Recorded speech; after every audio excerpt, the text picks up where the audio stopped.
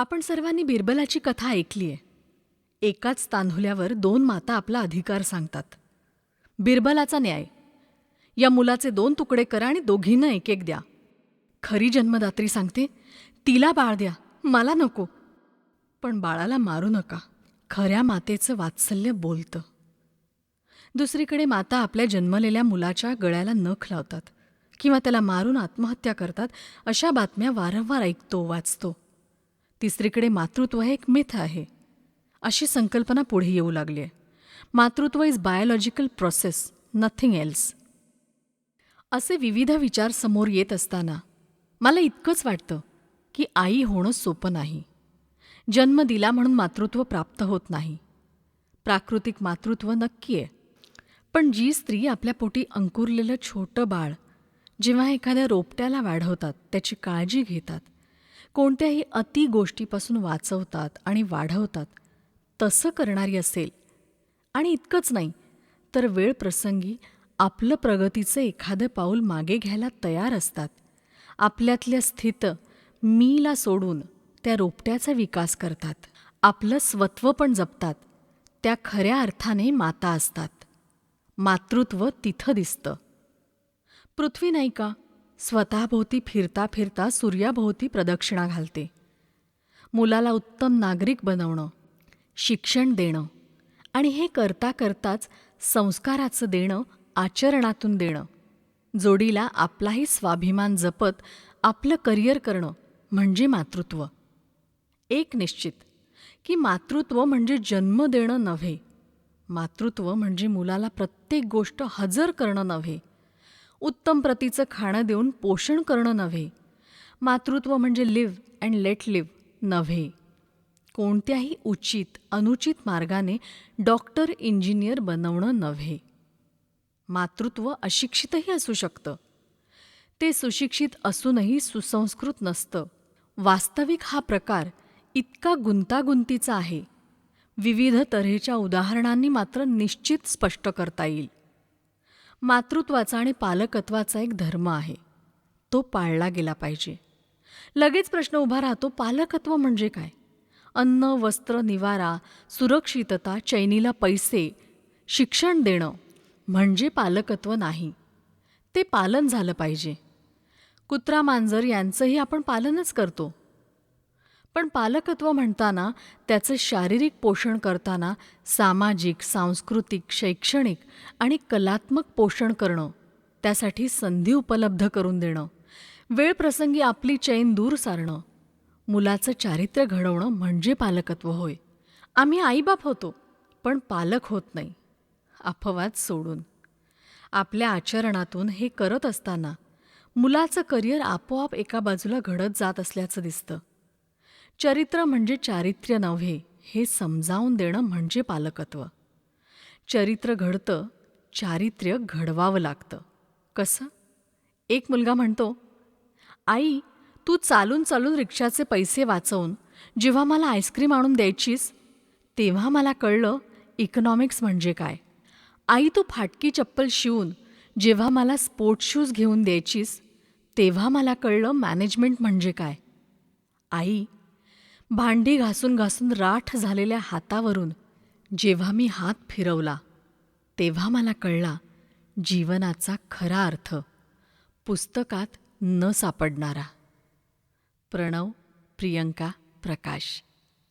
आपल्या आचरणातून, संस्कारातून चारित्र्यवान नागरिक जी माऊली घडवते ते मातृत्व.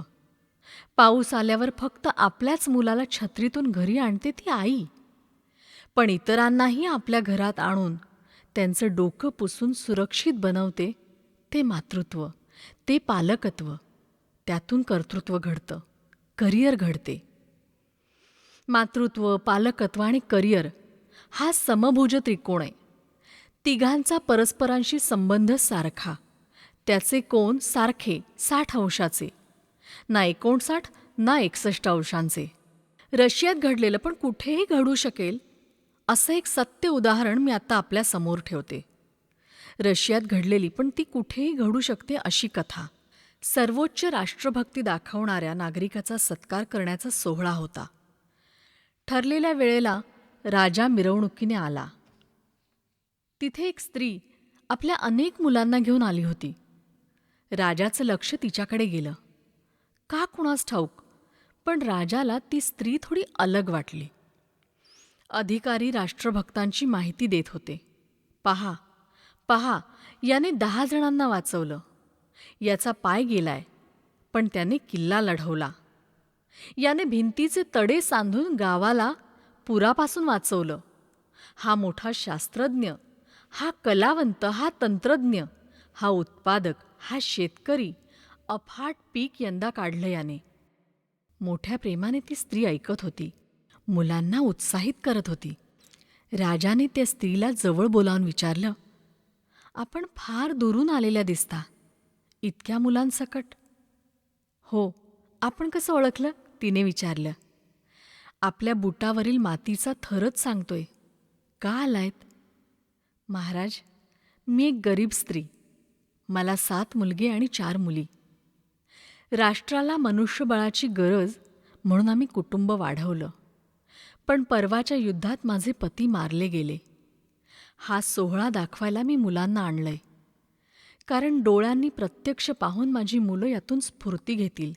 वडिलांच्या वारशाला जपायचंय. मी किती शिकवणार, पण एक निश्चित की या मुलांच्यात रशियाचे उद्याचे सैनिक, शास्त्रज्ञ, तंत्रज्ञ लपलेले आहेत. रशियाचं भविष्य यांच्याच हातात आहे. मी एक सामान्य माता. माझ्या परीने यांना घडवतेय, चारित्र्य घडवते. राजाने सर्वोच्च राष्ट्रभक्तीचा पुरस्कार या मातेस दिला. माझ्या दृष्टीने एक महत्त्वाचं असं की मातृत्व, पालकत्व आणि मुलांची करिअर घडवायचं सामर्थ्य तिच्यात आहे. उच्च शिक्षित नसलेली माताही मुलाचं करिअर घडवू शकते. याच्या जोडीने बाबा आमट्यांच्या आईचं उदाहरणही तितकंच महत्त्वाचं आहे. ती माऊली तर शिक्षित नव्हती, पण बाबांना असं घडवलं की प्रवाहाबाहेरच्या माणसांना त्यांनी प्रवाहात आणलं. आपले हात उगारायला नसून काही उभारायला आहेत याची जाणीव दिली. एक दाणा जमिनीच्या अंधारात जेव्हा स्वतःला गाडून घेतो, तेव्हाच मोत्याचं कणीस हजारो मोती घेऊन वर डोलायला लागतं. शेतकऱ्यांचा आनंद पाहायला लागतं. बाबांच्या गावात एक वेडसर बाई तान्ह्या मुलाला घेऊन फिरे. तिला सगळे सोनपिशी म्हणत. ती नागडीच फिरे. सार्वजनिक नळावर स्नान करे, मुलाला कुठेही स्तनपान देई. दुष्ट लोकांच्या पाशवी नजरा तिच्या अंगभर फिरत. पण एकालाही तिच्या अंगाला हात लावायची हिंमत नव्हती. कारण वासना आणि शरीर यामध्ये कादर बक्ष नावाची एक व्यक्ती उभी होती, जी बलदंड होती आणि तिला सोनपिशीत फक्त वात्सल्य दिसे. बाबांच्या आईला कादर बक्षचं खूप कौतुक वाटे, म्हणून तिने एकदा पुरणपोळीचं जेवण करून त्याला जेवायला बोलावलं. बाबा लहान होते. बाबांना आणि त्याला एकत्रच वाढलं. साहजिकच बाबांनी विचारलं, आई, कादर बक्षला कशासाठी पुरणपोळी? आई म्हणाली, आज पुरणपोळी कादरसाठीच केली आहे, कारण तो वाईट लोकांपासून सोनपिशीला वाचवायला हनुमान झालाय. त्याने मारुती बनून सीतेला वाचवलंय. तूही मोठा हो आणि असुरक्षितांचा हनुमान हो. हेच कादरकडून शिकायचं बरं. बाबा कुष्ठरोग्यांचा हनुमान झाले. जातपात तर नव्हतीच. मातृत्व आणि पालकत्व यात भिंत उभी करता येणार नाही. आज शिक्षणाची किंमत वाढतीये, पण मूल्य घसरत चाललंय. भौतिक प्रगती खूप झाली, पण संवेदनशीलता ओसरली. थोडक्यात बोलायचं तर आज life is lost in living, wisdom is lost in knowledge and knowledge is lost in information. अशावेळी संस्कार करणार कोण? संस्कार वर्गासारख्या आउटसोर्सकडे हे काम सोपवलं जातं, जिथे शब्द आहेत पण ओलावा नाही. आयटीत काम करणारे पालक वेळ देऊ शकत नाहीत. अशावेळी आपले साहित्यिक, संरक्षण मंत्री, कैलासवासी माननीय यशवंतराव चव्हाणांच्या आजच्या नजरेतून अडाणी असणाऱ्या मातोश्री विठाबाईंची आठवण आल्याशिवाय राहत नाही. स्वातंत्र्यपूर्व काळात वयाच्या 15व्या वर्षी म्युन्सिपाल्टीवर झेंडा लावला म्हणून यशवंतरावांना अटक झाली.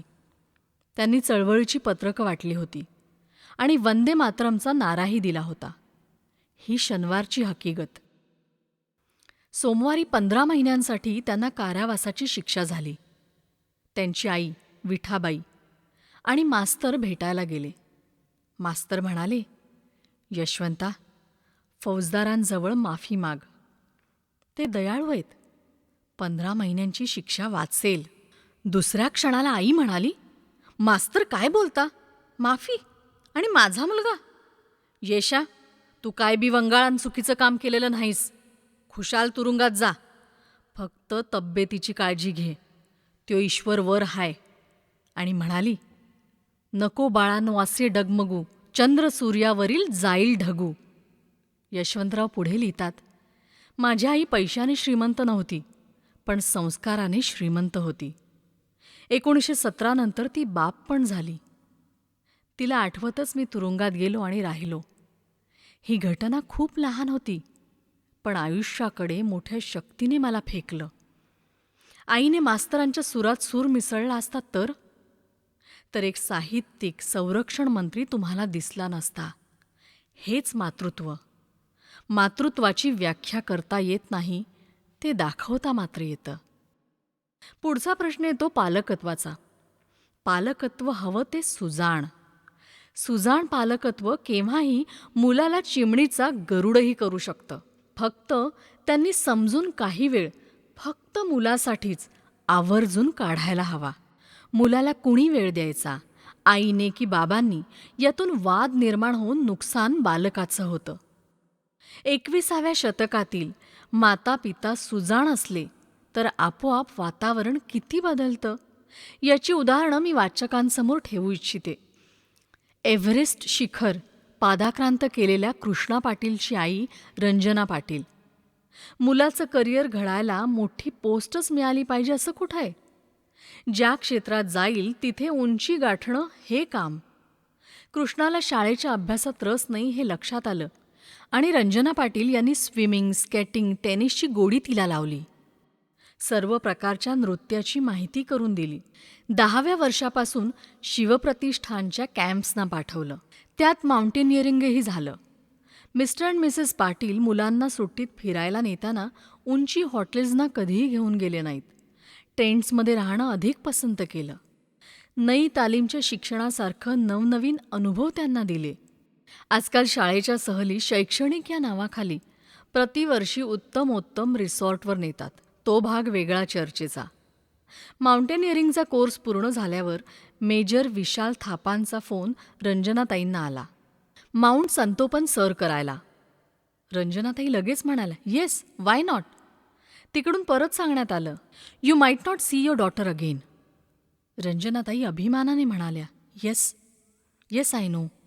पण मी तिला थांबवणार नाही. पिल्लाला उडायला शिकवायचं आणि पडेल म्हणून उडू द्यायचं नाही. असं करतात का? Krishna will do it." संतोपन तर तिने सर केलंच, पण 22 मे 2009ला केवळ 46 दिवसात तिने एव्हरेस्ट सर केलं. सुजाण पालक संस्कारांचा अभिषेक मुलांवर करत बसत नाहीत. आचरणातून ते संस्कार माठातल्या पाण्यासारखे झिरपतात. काही प्रसंगी स्वतःची करिअरही पालक सोडतात. काही पुरुषसुद्धा मानतात की गृहलक्ष्मीच का? गृहविष्णूही असतो.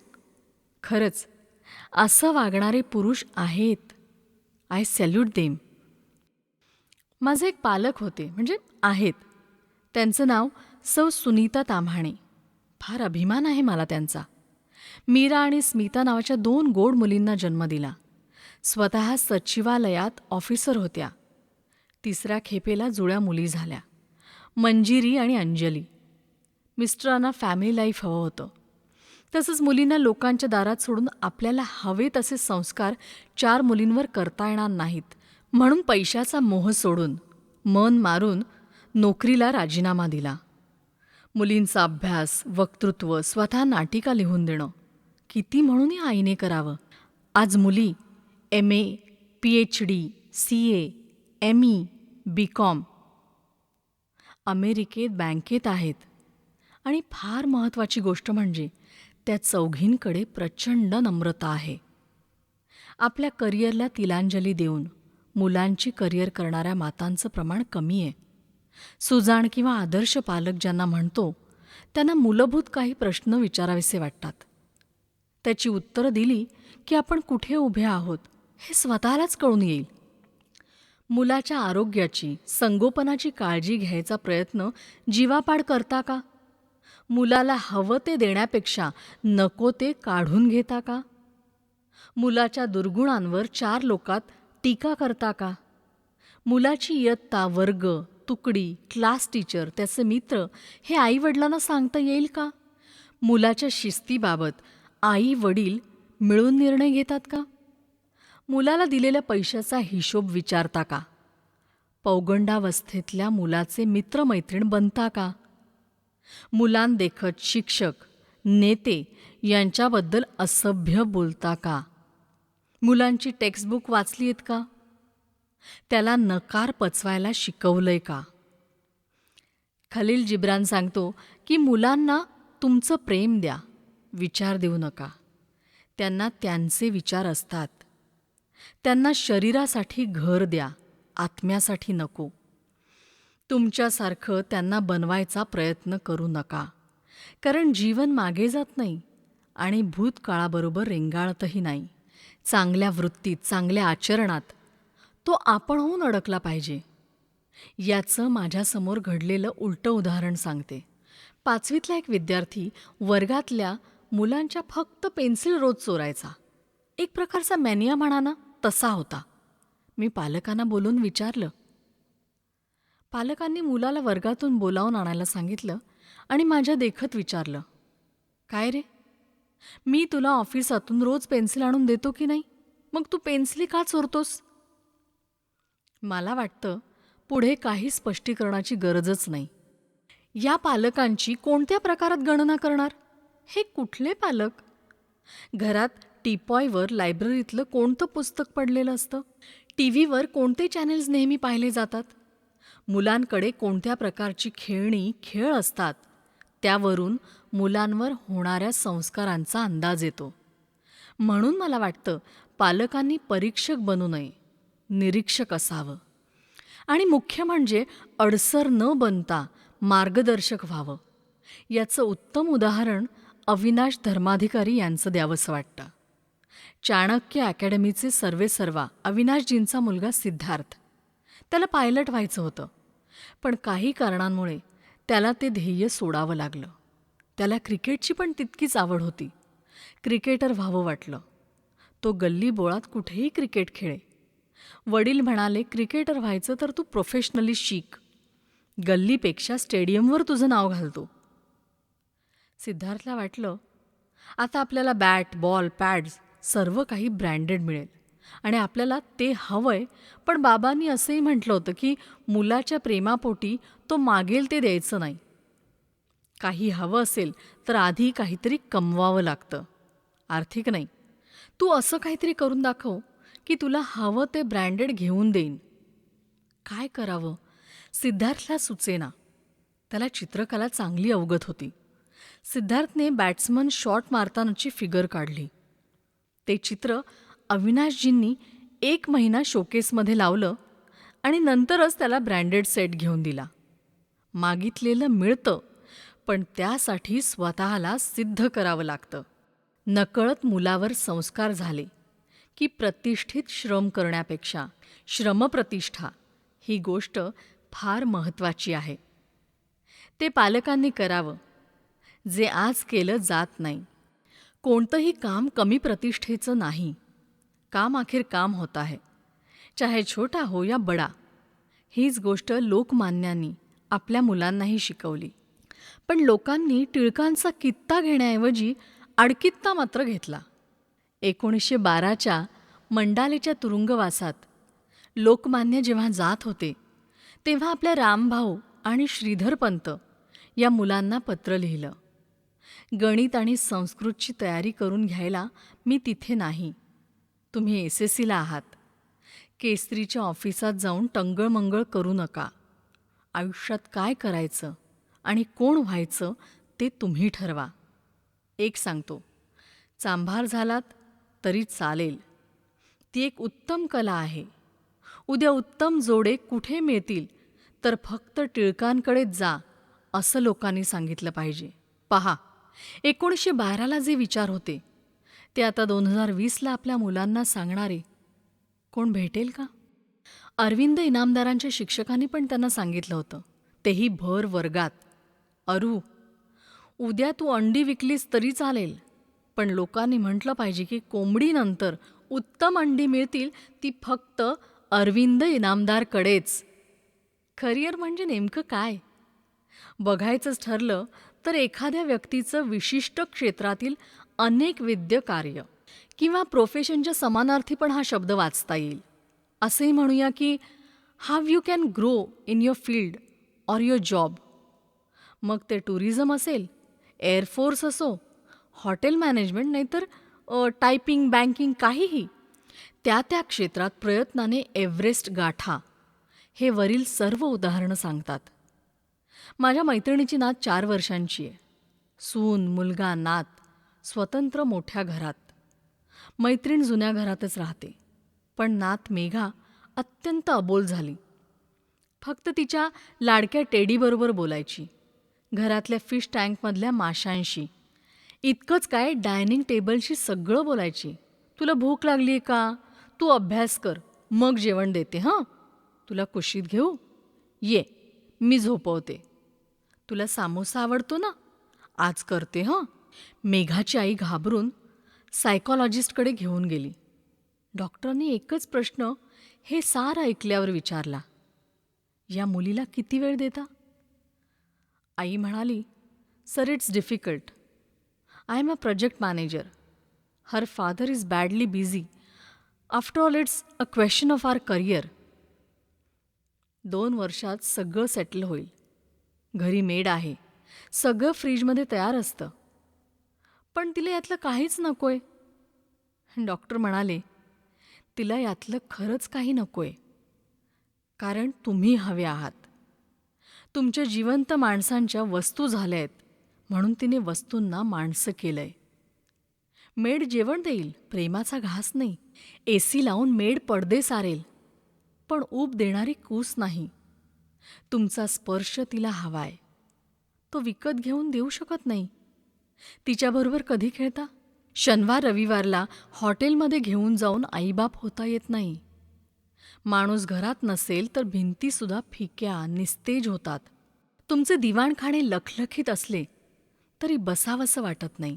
बाहेर फेकले जातो, पण साध्याच घरात पहा, आनंदाने आपण बसतो. इतकं झालं तरी माझ्या मनात आशेचा किरण आहे. भविष्य उज्ज्वल आहे, याचा अंकुर मनात उमललाय. मी निराश नाही. अलीकडे शिकलेल्या मुलींना या गोष्टीची जाणीव होऊ लागली आहे. करिअरवाल्या मुली लग्नच नको म्हणतात, तो चर्चेचा वेगळा मुद्दा होईल. पण ज्यांना संसार, करिअर हवी आहे, त्यांच्याकडून आशा पल्लवित होत आहेत. स्वाती अलुरकर, मनशक्तीच्या, यांनी एक कथा लिहिली आहे. सुंदर विचार येतो. कांचन नावाची एक मुलगी स्वानंद नावाच्या मुलाला अट घालते की तू मला हो म्हटलंयस, पण लग्नानंतर 5 वर्ष मी नोकरीत पूर्णपणे ब्रेक घेणार आहे. पटत असेल तर हो म्हण. स्वानंद अनेक प्रश्न निर्माण करतो. एकतर पैशाचं नुकसान, पुन्हा तशीच नोकरी कशी मिळणार? तिसरं तुझी करिअर, नॉलेज रोज बदलतंय तर. कांचनची यावरची उत्तरं आपल्याला दिलासा देतात. ती उत्तरं प्रातिनिधिक आहेत. आर्थिक मापातच सगळं तोलायचं का? पैशापलीकडे काही आनंद नावाची चीज असते की नाही? एकत्र जगायचे तर माणसं समजून घेणं, कुटुंबियांशी जुळवून घेणं, याला काही वेळ द्यायला हवाच ना. आईबाबा होण्याच्या दिवसातले 9 महिने सुसंस्कारांसहित डिव्होट करायचेत. 3-4 वर्षांपर्यंत तरी मुलाला पूर्ण आई मिळायला हवी. मग आजी आहेच. या 5 वर्षात मिळेल त्या वेळात मी नॉलेज अपडेट नक्कीच करणार. थोड्या कमी पगाराची, पण नोकरी नक्की मिळणार. डोळ्यासमोरचं मूल हीच मोठी करिअर आहे. ब्लॉग घेताना किती सुविधांकडे बारीक सारीक बघून आपण प्लॅन करतो. आपलं मूल आयुष्याचं, त्यासाठी तयारी नको? मनात आणलं तर मातृत्व, पालकत्व, करिअर हा समभुज त्रिकोण अवश्य साधला जाऊ शकतो. अशा अनेक त्रिकोणांचा सुंदर कॅलिडोस्कोप किती मोहक असेल.